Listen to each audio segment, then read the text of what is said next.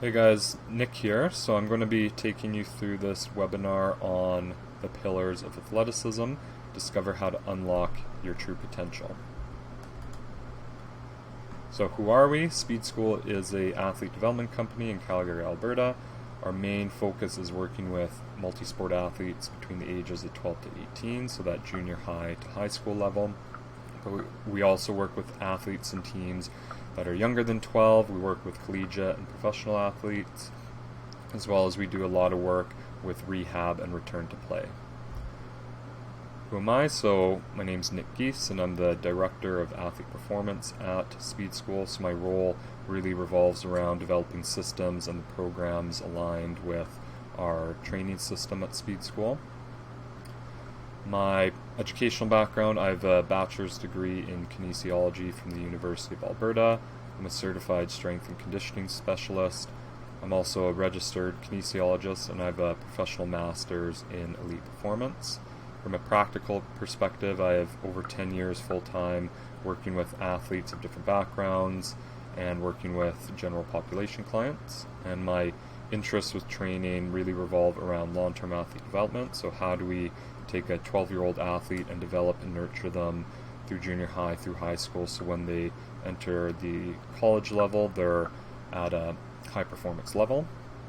As well as I have a keen interest in sports rehab, so taking an athlete who gets hurt and doesn't really have answers or solutions, and working with their other medical providers like physiotherapists and developing a plan to get them back to sport as fast as possible, but also keep them injury free once they return to sport.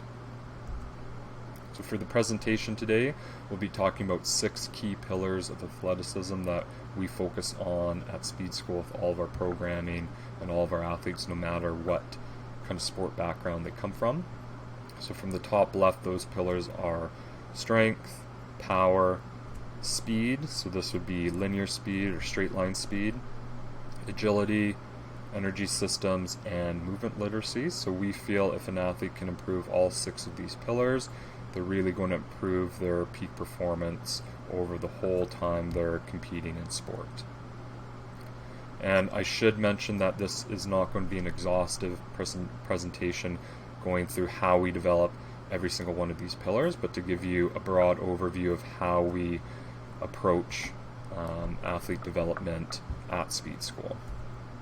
So strength is really the mother quality for all of the pillars and physical attributes that we can develop with an athlete, because if an athlete is physically weak, it's going to be really hard to make them powerful, really hard to make them fast.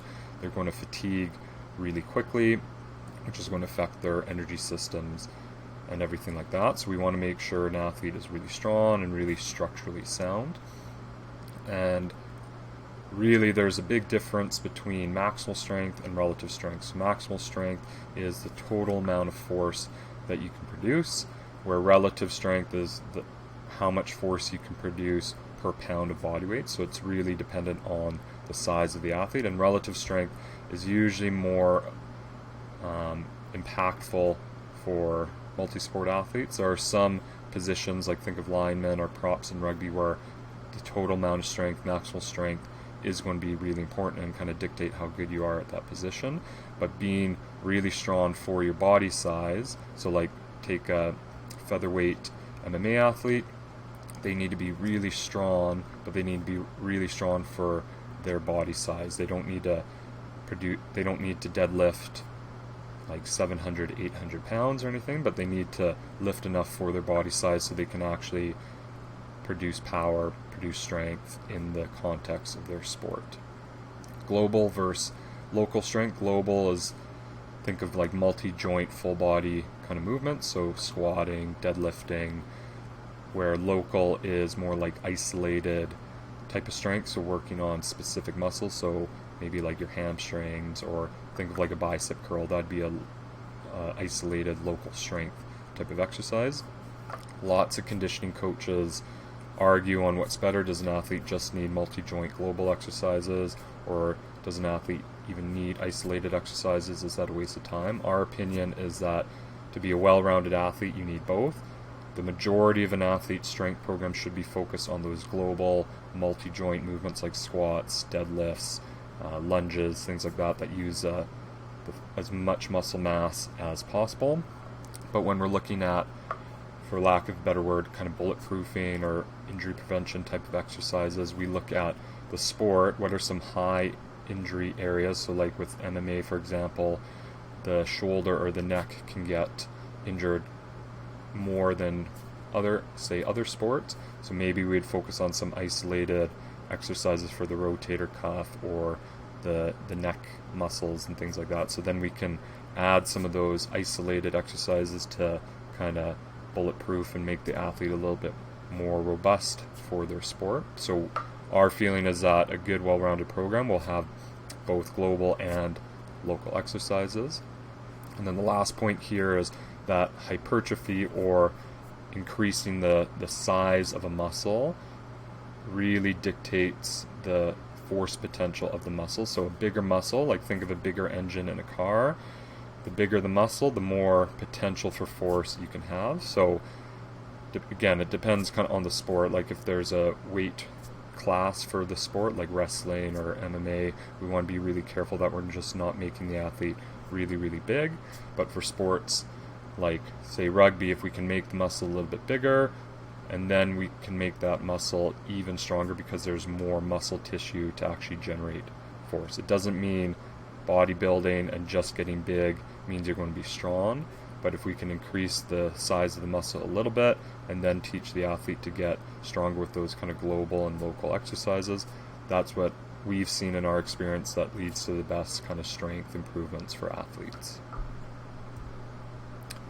Power, so the important part with power is that it's the rate of force development. So where strength is the total amount of force you can produce, power is how quickly you can actually produce that force. Because in most sports, so powerlifting is kind of the quintessential strength sport. You're just trying to lift as much weight as possible, and it doesn't really matter how fast you lift it.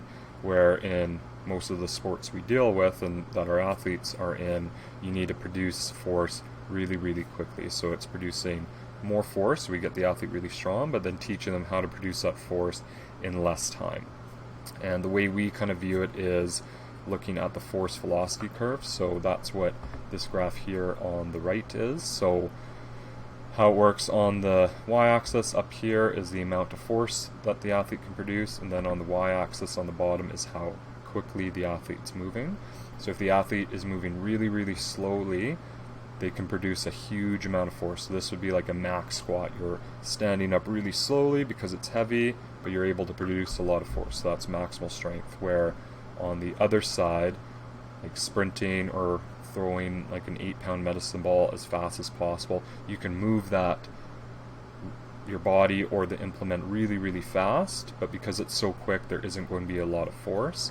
And then in the middle of that, so kind of a moderate weight, and you're moving it pretty fast, not as fast as your body can move, but you're also not moving as slow as possible. That'd be more that kind of peak power area. So the idea is that for an athlete to develop a wide range of power, or the ability to produce power at different speeds, we need to expose the athlete to different weights, so some heavy stuff, some moderate stuff, some light stuff, and then trying to move that weight as quickly as possible. So we call that surfing the curve. So you don't want to just specialize or just do one style of power training. You want to periodically expose the athlete or yourself, if you're programming for yourself, to different weights, different speeds throughout the year to kind of maximize how your power is being developed. So that can be lifting like a bench press a little bit lighter, but trying to move it as fast as possible. Clap push-ups, plyometrics, sprinting, Olympic lifts and things like that. Those are all really good tools that we utilize to surf the curve and develop an athlete's power potential. The next pillar is speed. So speed is really the X factor, because it doesn't matter how big you are, it doesn't matter how strong you are. When you're playing sport, if you're slow, you're not going to be very good at your sport. So how we look at developing speed is breaking speed down into 3 different categories. So there's acceleration, so how quickly you can get to top speed; max velocity, which is the top speed that you can produce; and speed endurance is how long you can actually maintain your top speed. because we don't really deal with track and field athletes on a day-to-day basis, speed endurance or how long you can maintain your top speed is of less importance to us. But because we deal with a lot of multi-sport athletes, field sport athletes, acceleration is super important, super high on our list, but we also want to improve how the athlete's top speed potential. So we're still going to do a lot of max velocity work with our athletes. So when we look at coaching and developing speed, it's way more complex than just telling an athlete to go out and sprint 100 meters or just run fast. The mechanics of acceleration to max velocity are quite distinct. So just to give you a little bit more background, if you're unfamiliar with the differences between acceleration and max velocity, acceleration is usually from 0 to 20 meters. So it's kind of like your first step quickness, a 5 meter, 10 meter race against an opponent to a ball or something like that. So that's what acceleration is. It's really dictated on horizontal force. So if I'm trying to get from A to B as quick as possible, I need to orient my body in a way that I'm leaned forward so I can actually drive forward as quickly as possible. And when we look at the mechanics, there's going to be more of a lean in, and we really want to see the foot driving back. So if we see on this image here, the body's leaned in a little bit more, and you can see that the feet are kind of driving back behind the hips, and that's how an athlete will produce more horizontal force to accelerate quickly. When we look at max velocity, for field sport athletes, it's usually between 20 and 60 meters. Track and field athletes are usually on the higher end of this. Most team sport athletes are on the lower end of this just because they're less efficient at sprinting than a track athlete. There's much more vertical force. So the idea with max velocity is you want to try to drive the foot down into the ground to get vertical force so you have more stride length. So the touchdown distance between steps gets further and further apart. When you look at the mechanics, the athlete's going to be a little bit more upright with their body, and they're going to drive their foot down underneath the hips rather than behind the body like during acceleration. So even if you don't if you're not really familiar with the mechanics of acceleration and max velocity, if you just looked at athletes, even with an untrained eye, by looking at these two different images, you can see there's some differences. So with acceleration, you can see how this athlete's leaned in a little bit more. With max velocity, you can see the athlete's a little bit more upright. And that's really what we're looking at to develop in our athletes when they're training with us to develop speed, is teach them the body positions and postures for both acceleration and max velocity. So then when they're on the field and they have to either beat a player to a ball, or if they're doing a really long fly route or something like that, they can pick up those mechanics and be a little bit more efficient on the field. So then there's three kind of ways we look at developing both acceleration and max velocity, and we got this from a coach called Les Spellman. So there's three kind of buckets that we can target when we're programming for an athlete for speed. So there's the physical side, there's the technical bucket, and then there's the stimulus. So physical is making sure the athlete has the physical attributes to actually run fast. So can they produce a lot of power? Are they strong enough in the legs and the upper body to actually hold different positions and drive into the ground? So that's really where we start off, especially with our younger athletes who aren't very strong or powerful, is we try to make them a little stronger, a little bit more powerful. So those first two pillars we were talking about, so they're actually able to develop their speed over the long term. Then there's the technical bucket. So as I mentioned in the last slide, there's those different technical attributes for acceleration and max velocity. Acceleration, we want to lean in more and drive the foot back. Top speed, we want to be a little bit more upright and drive the foot straight down. Obviously it's a little bit more complex than that, but that's the general overview. So with technical, we want to actually teach those postures and those movement patterns and the coordination associated with both acceleration and max velocity. So if we just got an athlete and we want to improve their speed and we were outside and we said just sprint 30 meters as fast as possible and we didn't give them any technical cueing to make them more efficient, their speed development is really going to plateau. So when we work with an athlete over the long term, we're really trying to develop those technical abilities so that they can become more efficient, and it's more automatic as well. They won't have to think about those mechanics when they're playing sport. So then the third kind of bucket what we look at when we're doing speed development is the stimulus.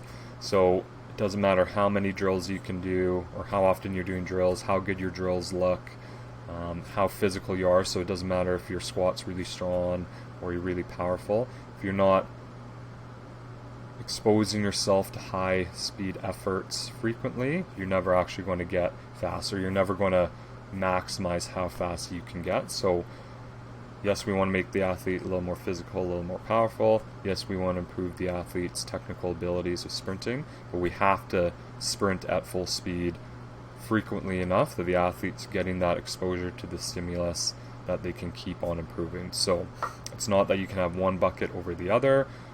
Obviously, based on how the athlete comes to us is how much of each bucket we'll expose them to. But over time, we want to expose the athlete to all three buckets, make them more physical, improve their technical abilities, and actually expose them to high-speed running frequently enough in the week. So the next pillar is agility. So unless you're just a track athlete where you're running in a straight line, you're going to need to develop the ability to change direction and accelerate in a bunch of different directions. Agility should be broken down and considered in two distinct categories. So there'd be change of direction, which is really looking at pre-planned drills. So think of like the pro agility or the 3-cone test in the NFL Combine. So that athlete, there's a course laid out with cones, and the athlete knows exactly the route they're going to go, and they try to do it as quick as possible. So change of direction drills are really underpinned by physical capacities. So like physical qualities like the athlete's leg strength and their leg power to actually get into different positions and explode out, their eccentric strength, or another way to think of that is their braking strength. So how well they can actually slow their body down, how strong they are at slowing their body down. It's underpinned by how fast the athlete is in a straight line. So if you're slow in a straight line, you're probably going to be pretty slow when you're changing direction. And there's a big technique component. So getting the hips low, getting the foot outside of your center mass to actually slow yourself down, to push into a different direction. So you got to get your body angled in the new direction you want to go. So there's a lot of different capacities underpinning really good change of direction, where then agility is more of a response to a stimulus. So we consider this more of a kind of neck up quality. So when you think of like you're running, say this rugby player in the image there, he has the ball, his head's up, so he's visually scanning. What's the defense doing? Is there a player coming at me, or do I have some open space? Where can I break through the line? They're anticipating, so they're preparing for what the opponent's going to be doing. Pattern recognition, so like think about in sport where your coach gets you to redo things over and over and over again. So do you see those same patterns coming up, and are you able to respond to those patterns? And then really it comes down to game IQ. If you really understand how the game works and you know where to step or how to fake out an opponent with a sidestep or something, your agility is going to be improved. So both are important.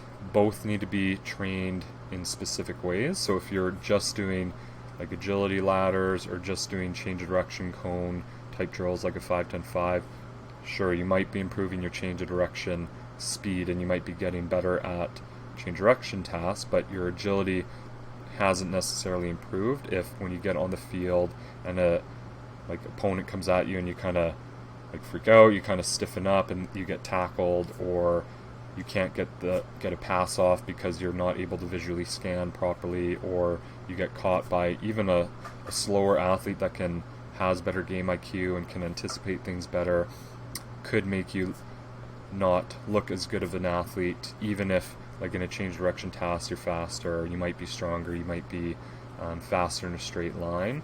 None of that stuff matters if you can't actually produce it on the court or on the field or anything like that. So improving your agility with more of those neck up elements is going to be really important for improving your peak performance.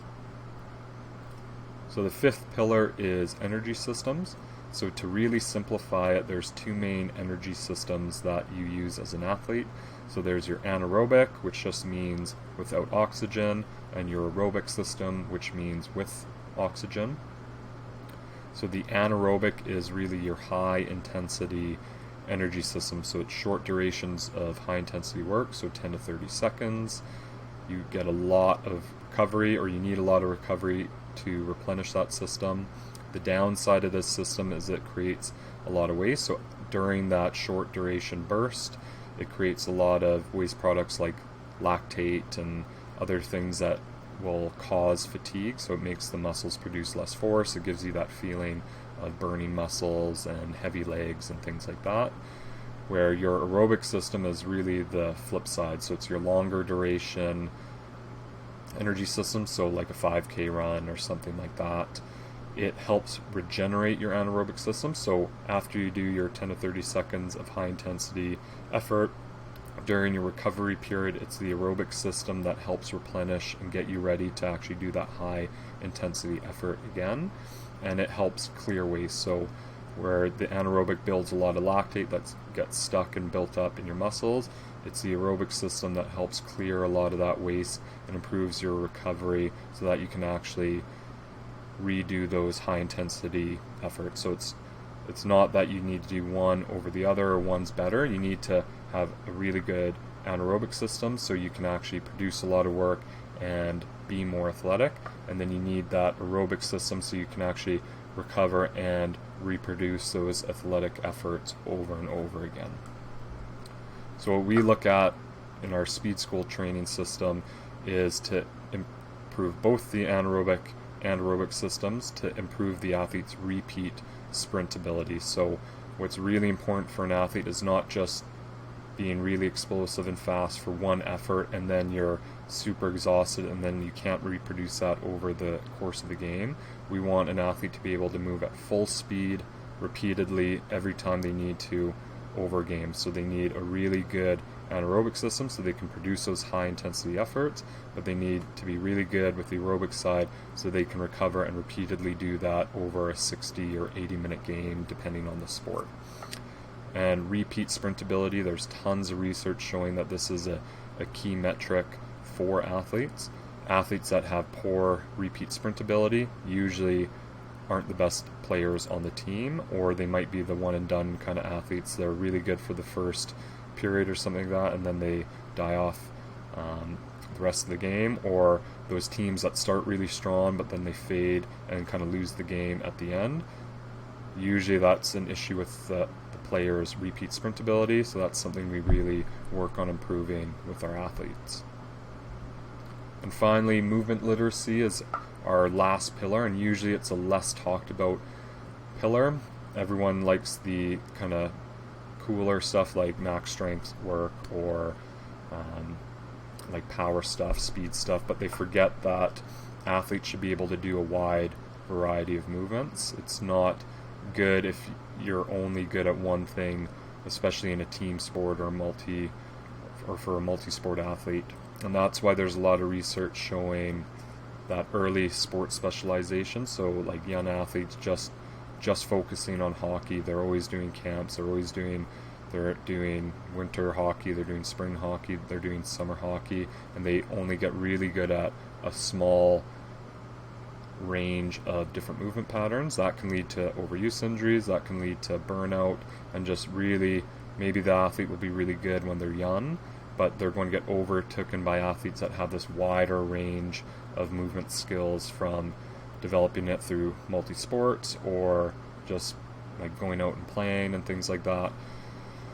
So if we can improve an athlete's movement literacy, we're going to improve their coordination, their mobility will improve, and their strength will improve because they can get into different positions and hold different positions that an athlete who's never been exposed to those different movements just can't do. So we develop a wide base of movement skills, especially with our younger athletes, by doing things like crawling, different throwing, even if they're not a throwing athlete, different rolls and tumbles, kicking, balancing skills, gymnastics, We really push athletes to play other sports, especially our hockey athletes in Canada, where they're only doing hockey year-round, which is crazy to us. So we want them playing different sports, as well as free play. So going to the gym, climbing on monkey bars, climbing trees, playing sports with your friends. Like, that's all great stuff that your kid can be doing when they're younger to develop the movement literacy that they can draw on when they're older, and then when they start to specialize in a sport, they have that history of different movement patterns and movement skills. We do a lot of this with our athletes in our warm-ups. So we have different monthly warm-ups that we work through with our athletes that have different elements of crawling, throwing, gymnastics, balancing in there, just to give them something new to kind of work on and practice during their training session. So obviously there's more to peak performance than just those 6 pillars, even though we think that those 6 pillars kind of form the foundation. What else is there that an athlete should be focusing on to improve their performance? So some of these other factors, and obviously we aren't necessarily experts in these areas. We recognize them, but we're more of the training experts, so we have other practitioners that we refer out to, or if an athlete needs more help from just like basic stuff, we would refer out to different professionals. But some of these other factors would be like, you need to recover. So it doesn't matter how hard you train, you don't get better from a training session, you get better from recovering from that training session so that you can come back even better. So a huge component of that is going to be sleep. Obviously with us working with athletes 12 to 18, that demographic should be trying to get 8 to 9 hours of quality sleep a night. If you're not getting that, doesn't matter how good your training program is, you're just not going to optimize your performance. Nutrition and supplementation, like the best bet is whole foods and water. For kind of our high school athletes or older athletes that are eating a good whole food diet and there's not like some like really big issues with their nutrition, that's when we would recommend a protein powder and even creatine. I know there's a lot of stigma and myths around creatine. This isn't the presentation to debunk any of that. We do have different presentations and articles going over creatine if you're interested, but the summary of that is creatine is the most studied dietary supplement like ever, and it's constantly shown that it is safe, it is reliable, it's a super easy way to improve an athlete's muscular force and power output. So creatine 5 grams a day is a no-brainer for most athletes. Do you have to take it? No, but if you're looking for supplements that actually work, creatine and protein powders are really the only ones I'd recommend. Another one that you could use is beta-alanine, which is more related to improving work capacity. So if you're an endurance athlete or like an MMA athlete where your sport has a little bit more of a conditioning element to it, beta-alanine might be that third supplement that I'd recommend. But if you don't want to do supplements or powders, you don't have to. Stick with whole foods, stick with water for most of your nutrition. Mental skills. I'm not a sports psychologist, but there's lots of good research on visualization, improving your performance. If you have anxiety or confidence issues, that is going to affect your performance on the field. So if you have issues like that, I would seek out a certified sports psychologist to help you with those. And then one of the most important things that people underestimate is your sports skills. So a quote I like is, be a PhD in your sport. Doesn't matter how strong you are, doesn't matter how many days a week you're in the gym. If you aren't very good at the critical skills of your sport, you're not going to be very good no matter how physically fit you become. So hockey player, you have to have good stick skills, you have to be good at skating. Rugby player, you have to be able to pass off both hands, you need to know how to ruck and scrummage properly, tackle technique. So like that should be a huge part of your preparation during the week, not just the physical stuff that we talked about in this webinar. So again, just to summarize, what we at Speed School feel are the pillars of athleticism. Strength, obviously relative strength is more important for most athletes. Power, so you got to surf the curve, so you got to expose yourself to different styles and methods of power training. Speed training, so you got to actually learn the technique of acceleration and max velocity and expose yourself to high speeds frequently. Agility, yes, you need to be good at change of direction skills, but you need to work the head up component of agility, scanning, anticipation, things like that, to actually be an agile athlete. Energy systems, so we want to improve an athlete's repeated sprint ability by improving their anaerobic or high intensity efforts, while also improving the aerobic or the recovery aspects as well. And then the final one is movement literacy, so don't just hammer the same movement patterns over and over again. Expose yourselves to different movement patterns and movement skills that you can draw on and become a complete athlete, and also not neglecting the extras like recovery, sleep, nutrition, with a couple of those supplements we talked about, improve your mental skills and improve your sport skills. So I hope you guys enjoyed that presentation. If you needed help with your conditioning program, we do have an athlete development program that's designed for multi-sport athletes to improve those 6 key pillars. We have sports rehabilitation programs, so maybe you're carrying an injury and you need a little bit of help to get back to a full training program. We have programs designed for that. We do team training for different sports. If you're not in Calgary, Alberta, we do online programming, so we have a training app. You'd be on there, and then we would just deliver monthly programs to you. You can upload technique videos and things like that for us to give you feedback and keep progressing. If you have any questions or want to know how our program can help you in your sport, you can book a strategy call by going to our website, speedschool.ca, go to the Contact Us page, book a strategy call with myself, and we can go over how to best approach your training, and we can answer any questions you might have. So that's the end of the presentation. I hope you enjoyed it, and if you have any questions, again, feel free to reach out.